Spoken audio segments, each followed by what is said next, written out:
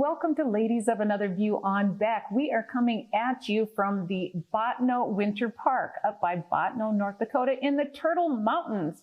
We have two sets of mountains here and we're in one of them. So I am visiting with Brad Knutson and he is the former manager of Bottineau Winter Park. Welcome to the show, Brad. You're welcome, thank you.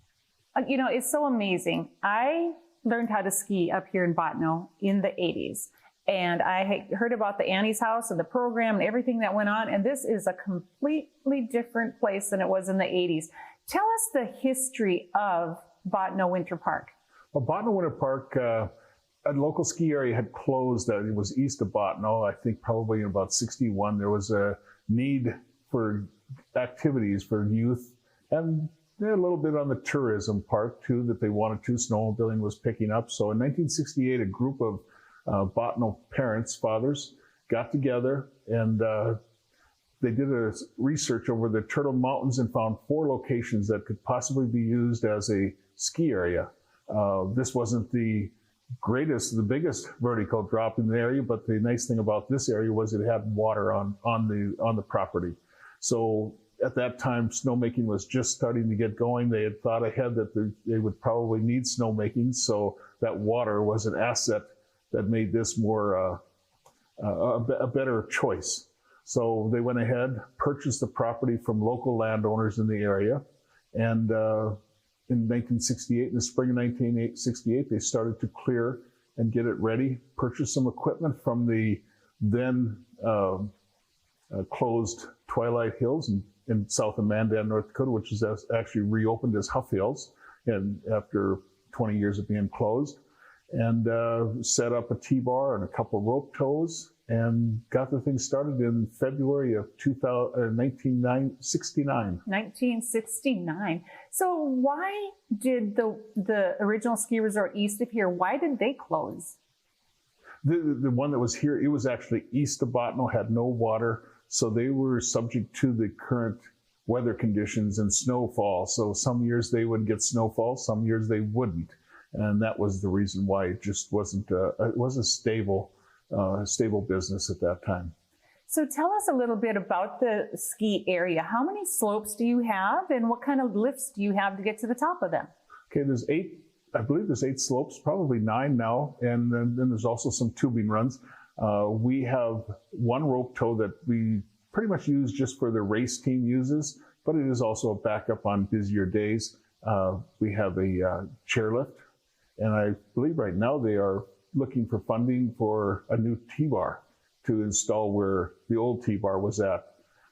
We have 2 carpet rides, and those carpet rides are like what you ride in an airport terminal when you go from one area to another. So they're just a conveyor, and you can walk, stand, put skis on, have snowboard on, whatever you'd like to do, and they'll take you to the top of the hill without that effort of learning curve of how to use the lift. Sure. And I suppose, because I know you also have, excuse me, an adaptive program up here. I bet those carpet rides are good for them as well. Exactly. And that's why we got some funding to put those in, is through the adaptive program. So we were able to write grants so that money came in through grant money and not had to be assessed back to the customers using the facility here. So it is a public facility. It is owned by the City Park Board and operated under a not-for-profit organization that those founders started in 1971 to make this a not-for-profit organization. So they could take donations and could accept donations. Oh, and so if someone wanted to donate, how would they donate?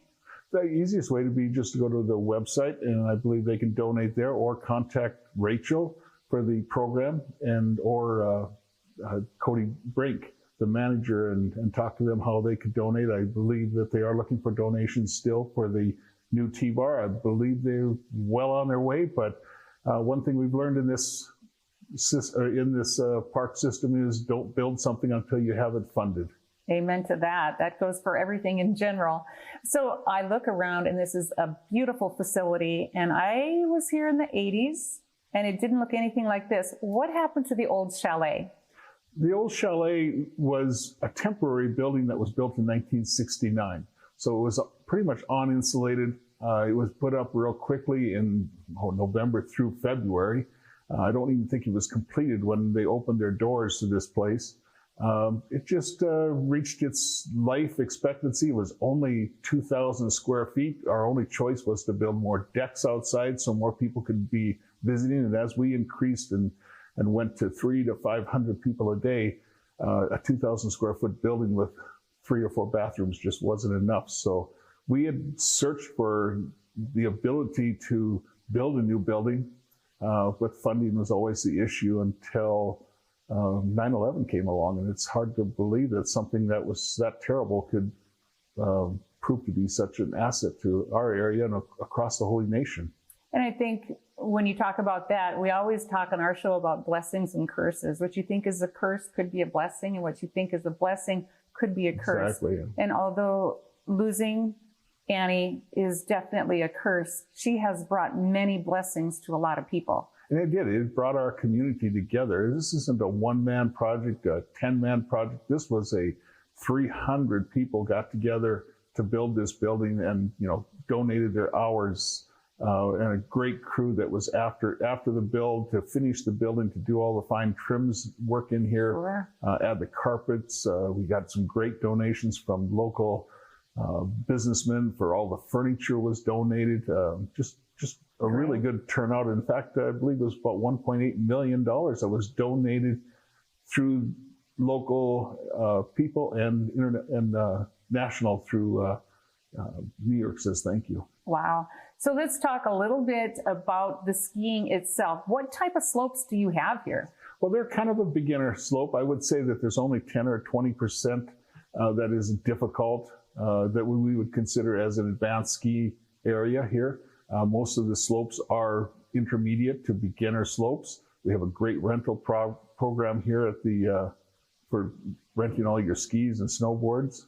So it works out good. And I understand that you're also associated with other ski resorts in the area, that they can get different prices as far as if they were a member of Huff Hills or if they're a member here, they kind of share some Exactly. price rates? Yep. We don't share a season pass, but they do offer discounts to season ticket holders from Bottineau Winter Park can go to Huff Hills and pay like half price for their daily pass. And that way they can explore other ski areas and before they move out to the mountains and go to the mountains. And we actually have worked with mountain ski areas too. Wonderful. So I know we just have a little bit of time left, but you mentioned that there's a ski team. Tell us just quickly about your ski team. Well, the Bottineau Winter Park's race team was organized back in 1979, 80, someplace in there by the Greenwoods.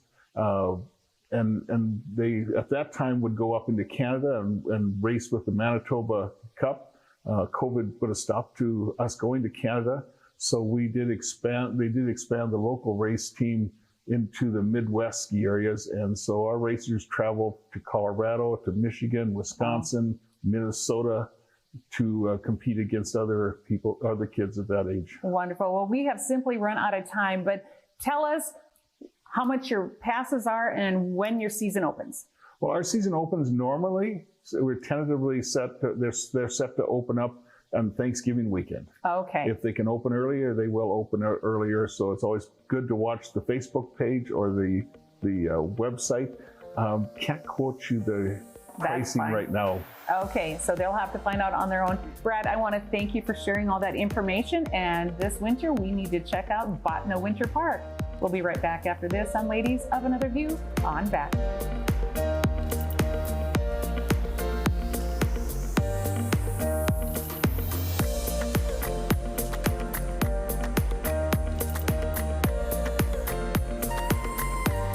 My hometown at the Bottineau Winter Park is brought to you by Drive Chevrolet Buick of Bottineau, Harvey, and Rugby. Gifts by the Lake. Bottineau Courant. Now you can have the personalized forecast at your fingertips when you need it. Beck's exclusive Weather Insight is information tailored to you. Radar, weather alerts, forecasts, and videos. Download the free Weather on Beck News app. Search your app store now.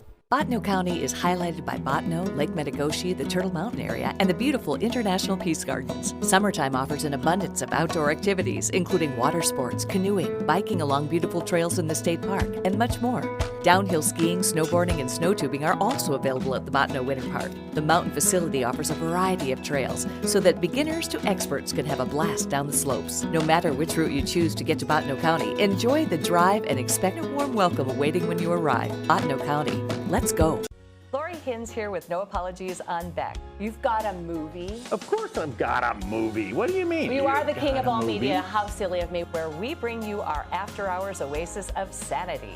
You're going to see that this is an intentional destruction of the United States in three very intentional ways. Every Saturday and Sunday There was not a single pro-life women's voice in Congress at that time. on Beck and Beck.News. Tax audits, tax liens, wage garnishments. Every day we hear stories like this about good folks who are simply struggling to pay their bills. Each of them are living a frightening IRS tax nightmare, and they are afraid it will destroy their lives.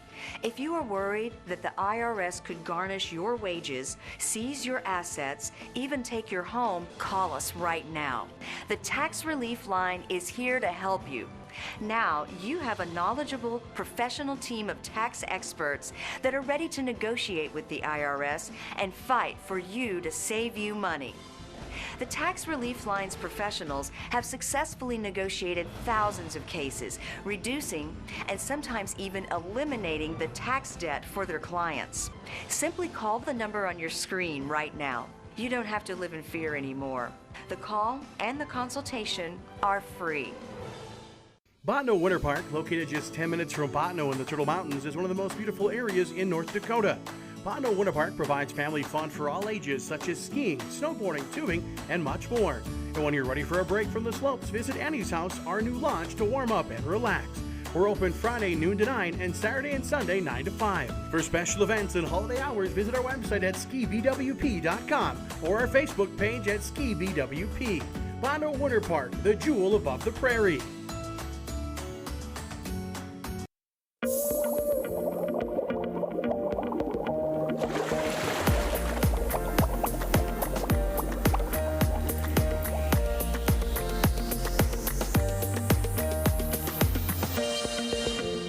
Welcome back to the show. I am Mary, and I am joined by Rachel Buss. Rachel, welcome to the show. Thank you for having me. So I know you have a super long title, so tell our people exactly what you do up here. So I'm the program coordinator for Annie's House Adaptive Recreation Program. So let's just kind of dive right into the history about Annie's House. How did it come to be? Sure. So in 2012, Bottineau Winter Park and New York Says Thank You joined forces to build Annie's House. It was a dream of Anne's. When she passed away, she worked in the trade towers and died on 9/11. Her family gathered her belongings and they started to go through her things slowly.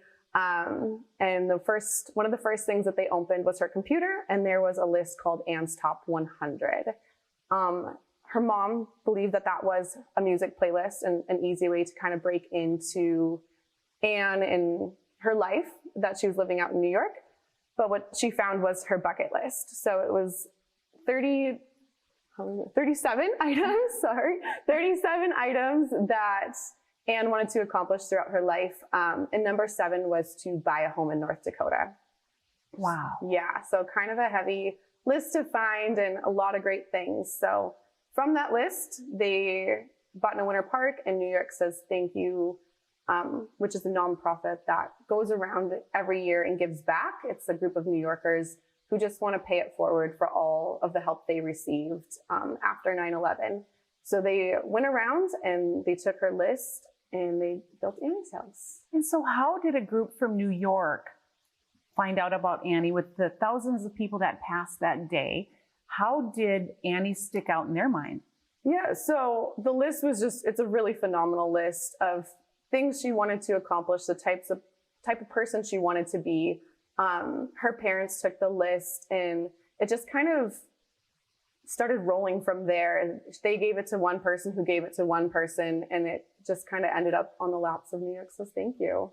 And to my knowledge, this was the first and only project that they've done in honor of someone who's passed away. Wow. From New York. Yeah. And just for the viewers, Annie is the only person from North Dakota that passed away in the 9/11 Twin Towers. Yep, and she's originally from Stanley, North Dakota. So. And her mother is still alive, I understand? Yeah, yep, she is. So let's give a shout out to her because what an amazing daughter you had, and what a wonderful contribution to the community. So tell us a little bit more. I know you talked about the bucket list, and I understand that you guys made bookmarks right here for Annie. Yeah, so we are slowly trying to cross the things off the list for her, just to kind of carry her memory and her name along. So number 14 is to read every day, why we made bookmarks. And then on the back of the bookmark is a blank piece of paper, it looks like, and we encourage everyone to write their own bucket list, because if we didn't have Ann's and we didn't find that, this whole building and this whole program wouldn't exist. So pretty important. Yeah, and you gave me a little bit of a tour beforehand, and I appreciate that. But on the one wall, there is a piece of metal. It looks in the shape of a cross. Tell us about that memorial. Yeah, so there was a metal worker at Ground Zero, just kind of cleaning up all of the rubble, and they created a cross out of the cross beams from the building to give to Gary and Jeanette, Ann's parents. Wow. And then there's a flag in that display as well. Tell us about that flag. And it's a flag of names. It's got everybody's name who passed away that day. So there's over 3,000 names on that flag. Oh, what a great memorial. So you viewers, I just want to give a huge shout out because this is such a phenomenal contribution to the community, but such a great memorial as well. Now, I understand her dad or her family has also tried to fill part of her bucket list. Tell us about that. Yeah, so that's been really fun. One of Ann's list items was to learn about wine, and she had a wine tour planned in New York, but didn't get to attend it. So her dad booked a wine tour in Paris and went to Paris and crossed that off of her list. And there's been other items, make a quilt. There's quilts all around the building that community members have made for her that we hang in here. We always say it's not a home without a quilt. So we have those up there as well. Great. And then tell us about the voiceover that her mother did. Yeah, so her mom is really big into writing, poetry, books, all that kind of stuff. So she wrote a book about Ann's life. And then one of my first projects up here was to voice record over that. It was a slideshow, so we made it into a little movie, and that's now a permanent part of the 9/11 Museum in New York. Wow. Oh, what a great contribution there as well. It just like it's paying itself forward in so many different ways. Definitely reaching a lot of people. It really is. And so I understand it is the first project that was done with 9/11 memorials, and a lot of the funding did come through that organization as well. Yeah, so the whole building was built by volunteers. So they all came for a long weekend and built the building for us. And we're still finishing up bits and pieces here and there, but the majority of it was completed by all the volunteers that came that day. That's great. And we'll talk about the volunteerism in a later segment, but things like this don't get done without the community supporting it as well. Correct. And the time and the hours that they put into this, it's been just nothing short of amazing. So what are some of the other things on her bucket list? Oh gosh, so there are be healthy and healthful, drink water, learn about money but don't worship it, Nepal, Kilimanjaro. So there are places she wanted to go, things she wanted to do, but again, just you don't, like one of them is keep secrets or remember birthdays. You don't cross those off. Those are just things that you continually do day after day, year after year. So it's just the type of person she wanted to be as well. Right. And I understand that as a result of that as well, because there were so many injured, not just passed away on 9/11, that there's an adaptive program as well. And I know you're going to talk about it later, but that is a big part of Annie's house as well. Yeah. So number 18 on her list was volunteer for a charity. She loved to volunteer. She was really big with helping people create lists and cross off hard things on their lists. So we created an adaptive program to help individuals cross things off of their list as well. Oh, wow. All right, so I do want to thank you for being here and sharing that story. And I know you're going to stick around and you're going to talk about the adaptive program as well. So we'll be right back after this on Ladies of Another View.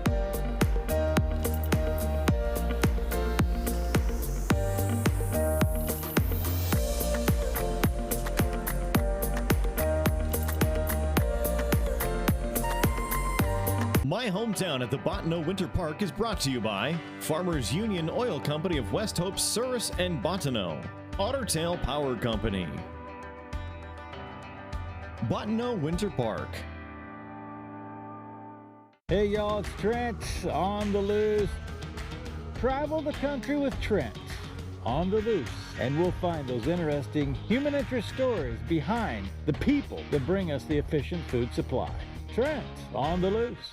Parents, listen up. Here's what your kids are being taught in public school, that there's no difference at all between boys and girls, that every white person is racist, and so is math. Supporting Black Lives Matter and social justice is more important than reading and writing, and thanks to Joe Biden, teachers unions just got tens of billions of dollars in COVID cash to push all this in front of your kids. That's right, and we want to make sure you not only stay informed, but have the tools to fight back. So watch the Dr. Duke Show weekdays at 2:30 p.m. Central Time on Beck TV.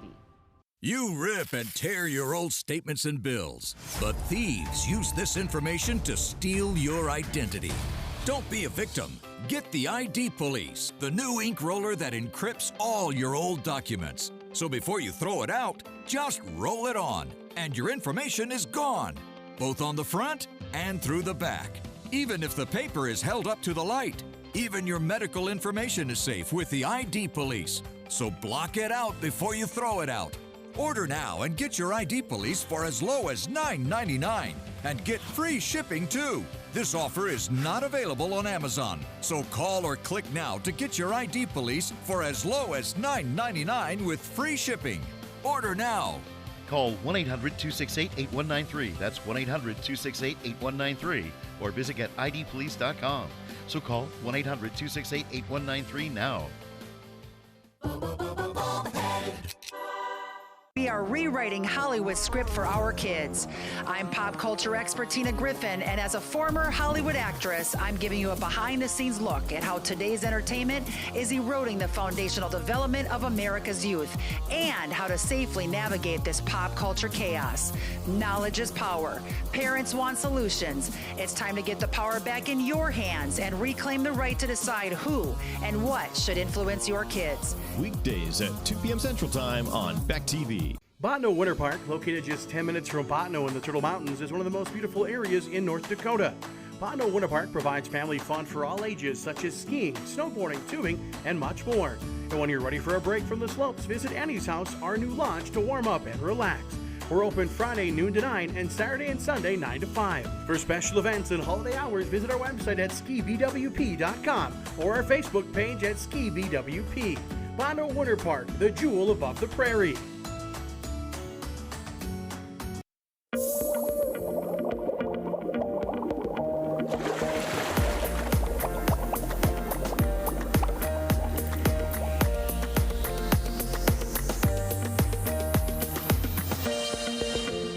Welcome back to Ladies of Another View on Beck. I have the honor and privilege of visiting with Gail Wondrasek-Lane right here at the Bottineau Winter Park. Welcome to the show, Gail. Well, thank you.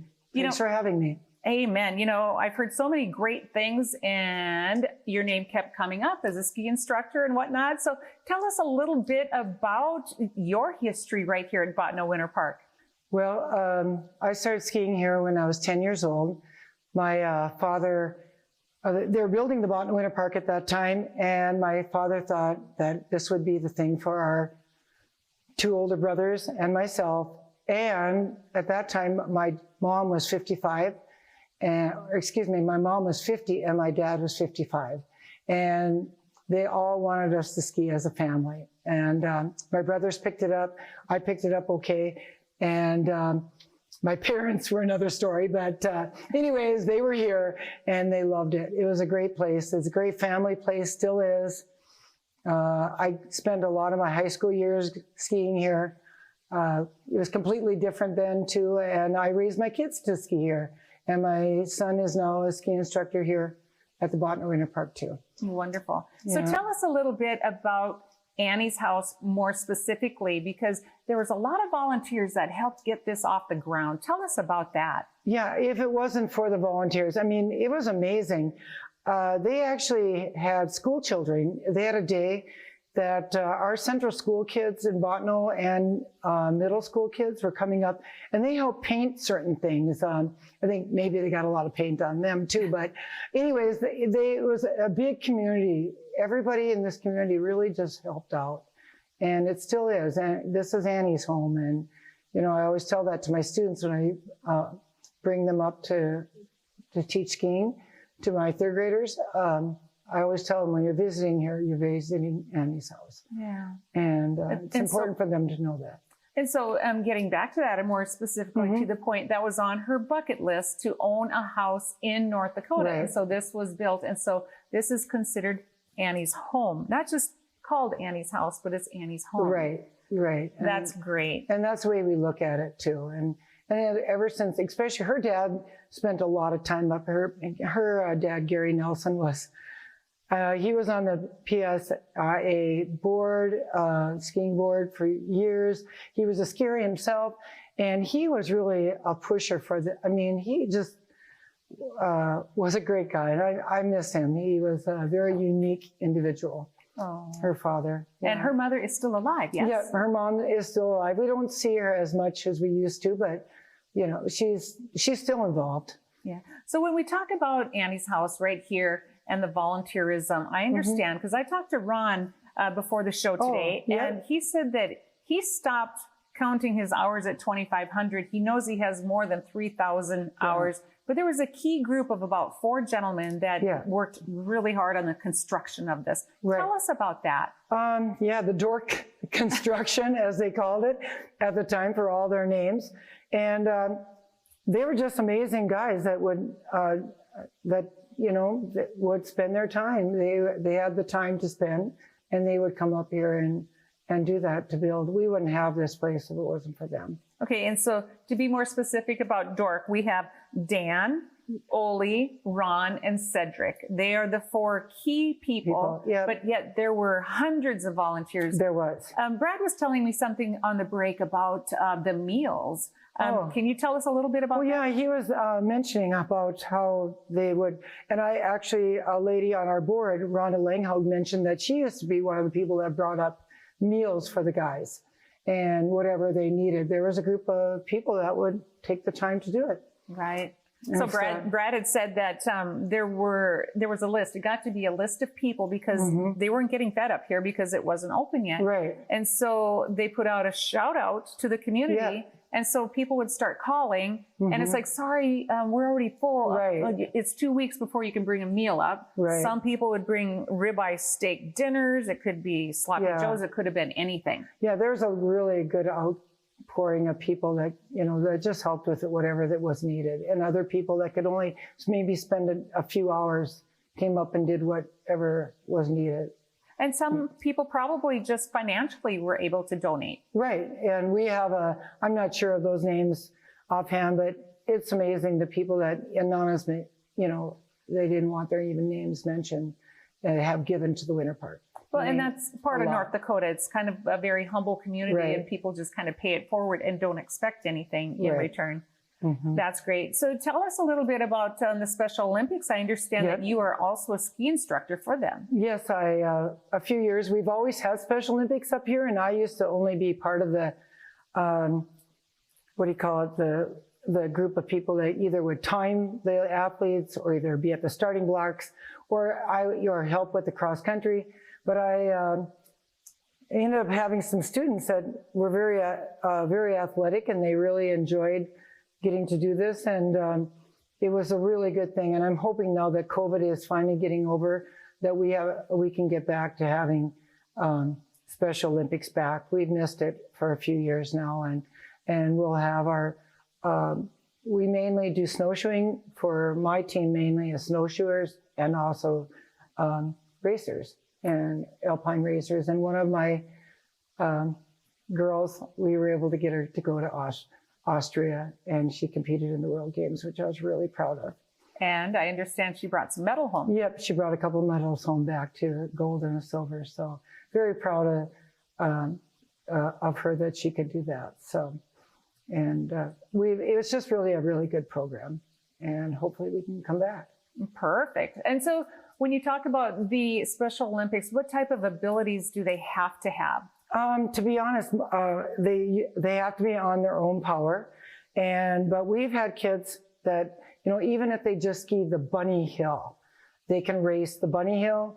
Some of them race pony, and then others ski raceway actually, and it's amazing. They come up from all the towns in North Dakota. It's a Grand Forks, Fargo, Jamestown, Minot, and they race. Yeah. And so it's not necessarily a physical disability. It could be a cognitive one. It could, yes. And a lot of that. One of our girls, I have to give her a shout out, Christy Coughlin from Minot. She has competed in the World Games too. She's not going to be so happy but she's in her 40s now, and she competes all the time. She has competed in track events, which she's doing right now. And she's actually skied in Alaska and also in Austria. Yeah, so she's amazing. That's great. And it's so great that there is a place right here in North Dakota that people can come during the summer and the winter to enjoy. Mm-hmm. All right. Exactly right. So we have simply run out of time, Well, but thank you I do for having appreciate, me. I appreciate you coming on and sharing the information about the volunteers. And again, things like this don't happen without a good backing of volunteers. Thanks again, Gail. You're welcome. Thank you. All right. And we'll be right back after this on Ladies of Another View on Back.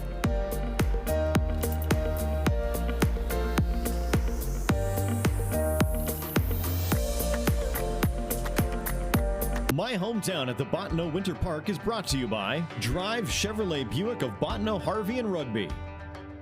Gifts by the Lake.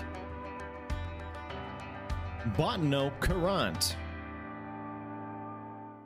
Nick Bolton here with the latest from Bell & Howell. We call them tack glasses. Inspired by the sunglasses worn by our heroes in uniform, tack glasses block blinding glare so well, invisible objects suddenly become visible. Enhance colors to give you vision as sharp as an eagle's and survive even the harshest conditions. Look, ordinary sunglasses just make things darker, which could be deadly in a tactical situation.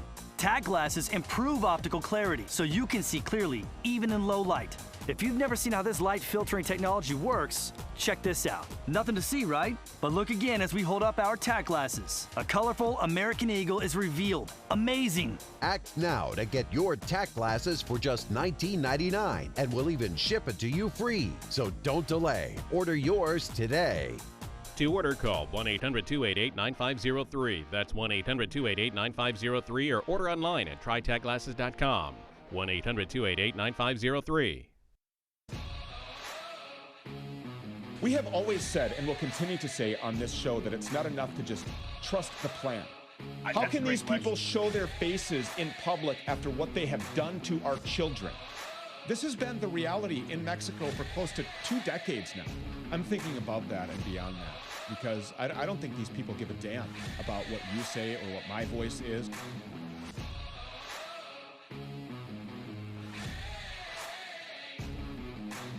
Are you waking up in the morning with a sore jaw, headaches, maybe even ringing in your ears, all because you're grinding and clenching your teeth at night? That's exactly what was going on with me. That's when I found this, the Brux Night Guard. Now the Brux Night Guard redirects the bite force away from the back teeth, reducing jaw pain while still protecting the teeth. This unique design is what makes Brux Night Guard different from all other traditional grind guards. Go to bruxnightguard.com and order yours today. Bottineau Winter Park, located just 10 minutes from Bottineau in the Turtle Mountains, is one of the most beautiful areas in North Dakota. Bottineau Winter Park provides family fun for all ages, such as skiing, snowboarding, tubing, and much more. And when you're ready for a break from the slopes, visit Annie's House, our new lodge, to warm up and relax. We're open Friday noon to 9 and Saturday and Sunday 9 to 5. For special events and holiday hours, visit our website at skibwp.com or our Facebook page at skibwp. Bottineau Winter Park, the jewel above the prairie. My Hometown at the Bottineau Winter Park is brought to you by Farmers Union Oil Company of West Hope, Souris, and Bottineau, Ottertail Power Company, Bottineau Winter Park.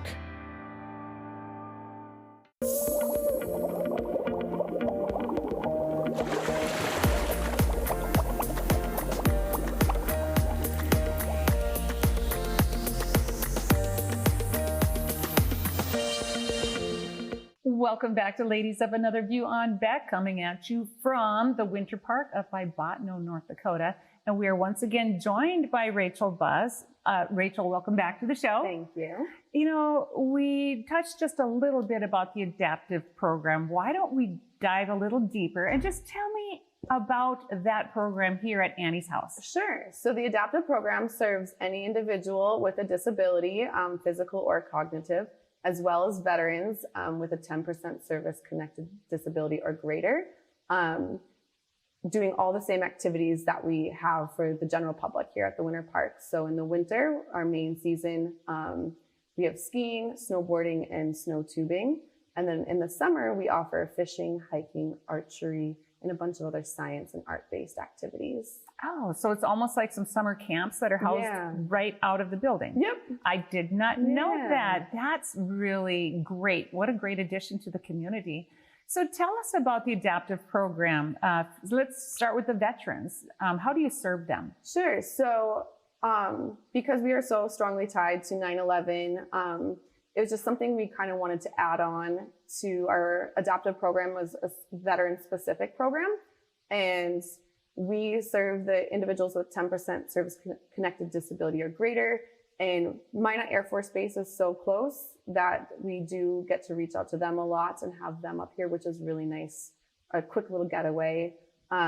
We've had one really great individual. His name was Owen, and he was stationed at Minot Air Force Base with his family, and he actually had a prosthetic ski leg. So his prosthetic snapped right into the ski instead of a boot, which was really cool. And we taught him how to ski here, and now he is skiing in the Alps and over in Europe. So a pretty great start from the beginning, start small, go big story. Oh, wow. And so did he know how to ski beforehand?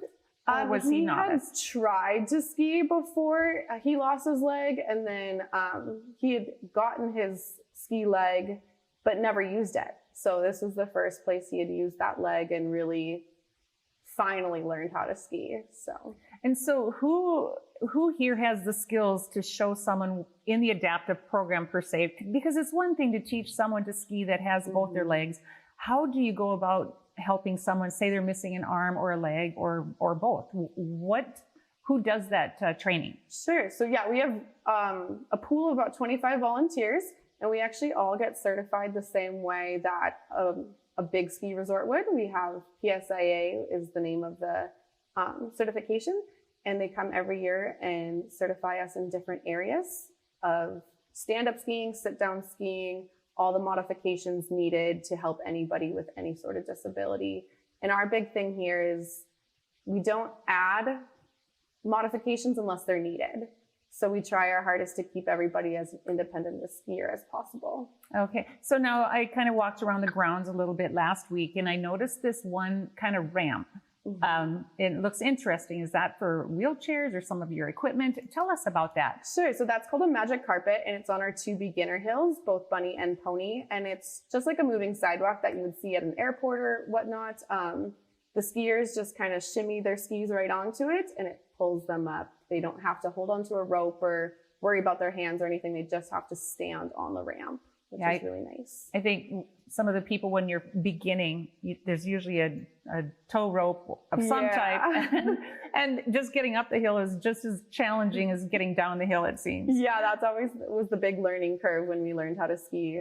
So this is a really nice addition to help them succeed. So tell us about the cognitive issues then. How do you help people with that? Yeah, so we really just treat everybody the same here. We just see what they're able to get to, what point they're, and even just that day by day, our skiers are different. So if today they come and they're only on Bunny Hill, that's where we take them. And tomorrow they might ride the chairlift, and we just kind of meet them at their level that day. So are you talking about veterans with PTSD, or are you talking about students or just children with ADHD? Or tell us about the cognitive program? Sure. So yeah, the adaptive program is just all one the same. So the veterans and the general public with disabilities, they all just kind of come through the same source, the same door, and we just take them from there.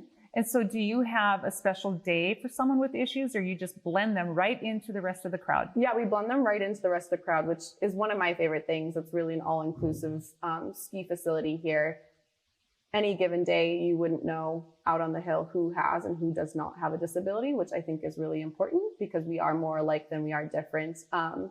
However, we do have some groups, school groups, therapies, group homes that do like a more quiet, laid-back day. So we are able to open for the adaptive program on days that the ski hill is not open to kind of give them a VIP experience. Oh, that's great. It's so good to hear about programs like that. So tell us a little bit about the equipment that people can use up here. Yeah, so we have track chairs, which are like a wheelchair, but it has like a triangle track on it instead. So they can go hiking through the snow or just during the summer as well. We have 3 miles of hiking trails here, so they're able to access all of those trails on that. And then for skiing, we have bi-skis, which is a sit ski that has 2 skis underneath of it. And those are also able to go on all of the hills here. So really great pieces of equipment for somebody who's in a wheelchair. And then if you're not in a wheelchair and just need a little bit of extra help, we have tethers, tip clips, and just different odds and ends just to kind of help the skiing success rate get there. Okay, so when I think of someone going down a hill in a chair with skis, how do they stop?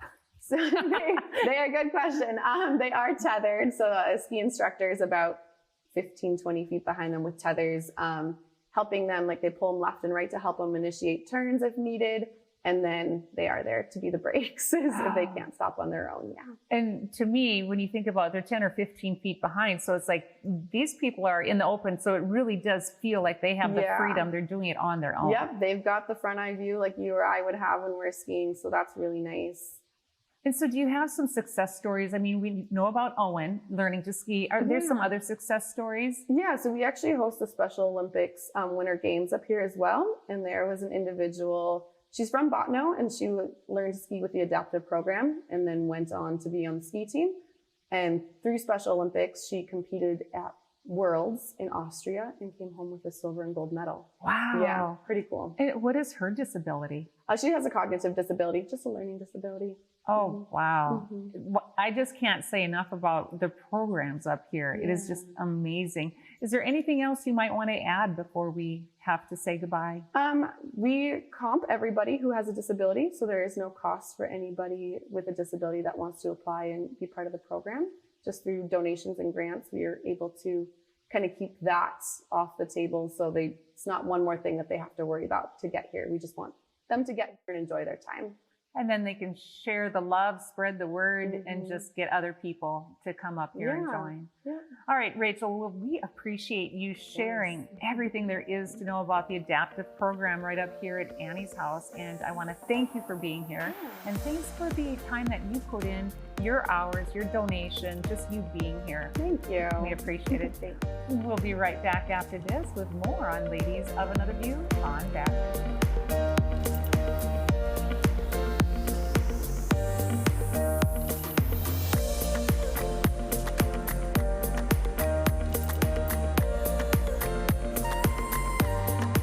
At Star N Bank, we think having choices is important, so you can choose the products that are right for your life.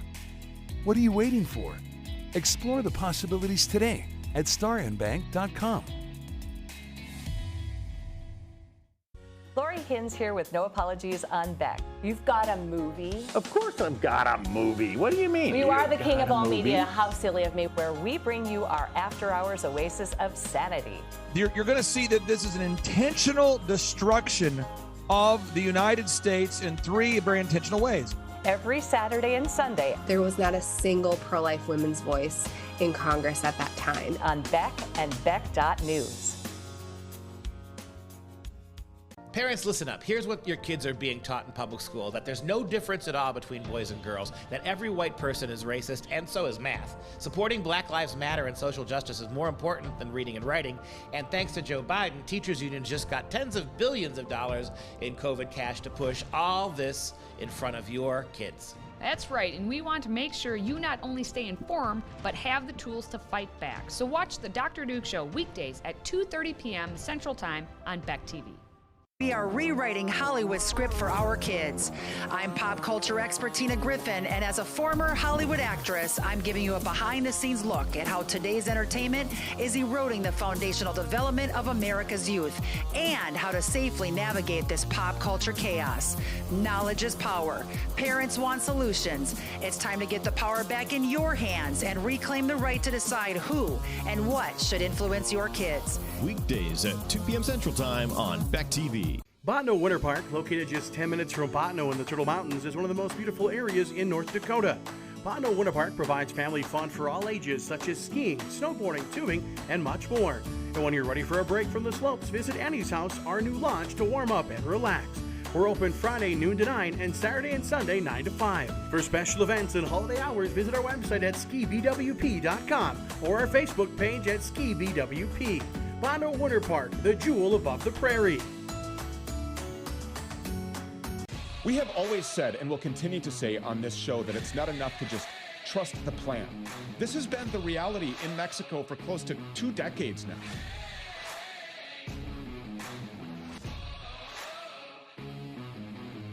Hey y'all, it's Trent on the loose. Travel the country with Trent on the loose, and we'll find those interesting human interest stories behind the people that bring us the efficient food supply. Trent on the loose. Today's the day to go farther with a partner that provides you innovative solutions for your own personal financial future. Explore the possibilities today at starinbank.com.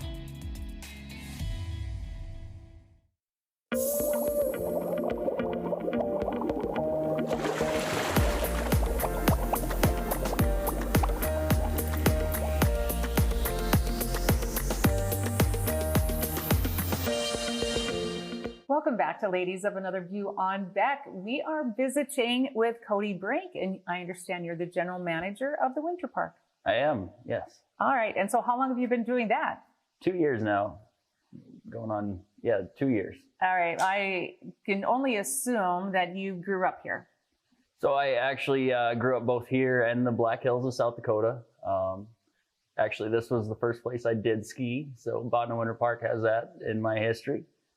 I grew up, like I said, both places, but spent a lot of time here, yes.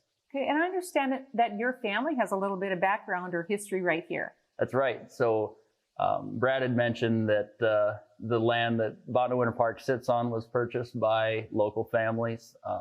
My family was one of those families. So my great-grandparents owned a little bit of this land along with some of their neighbors. So that's a little bit more of the history that goes back even further. So. Oh, that's great. And so we've heard a lot about Annie's House, and we've heard a lot about the skiing and the adaptive program. Why don't we just kind of summarize it all together? When people come up here, what can they expect on just any average, say, Saturday in December or January? Yeah, so I guess the greatest thing that we offer is, of course, a local ski area for North Dakota. Of course, like you had mentioned, that there's 2 sets of what we call mountains in North Dakota, Turtle Mountains and the Killdeers, and we're blessed to be nestled right in this oasis of recreation. North Dakota winters can get long, so we got to get creative on how to have a good quality of life, and skiing is an entire lifestyle choice. So to be able to facilitate that, Bottineau Winter Park is pretty important for increasing experience and quality of life for everybody in the community. And I've always thought too, because I live close to the Huff Hills Ski Resort right here in North Dakota, believe it or not, but they say that if you can ski at these locations, you can ski anywhere in the world. That's right. And anyone that loves skiing 180 foot of vert all day long. So It doesn't matter whether you're on 2,000 or 100. So that's one thing that to be able to get introduced to it and learn it here, you can go anywhere. Great. And also just the program right here, this beautiful facility that you have. I understand you can also rent it out for different, say, a birthday party or anniversary. Is there any truth to that? Right. Yeah. So we also are an event center, so we're available to rent the building.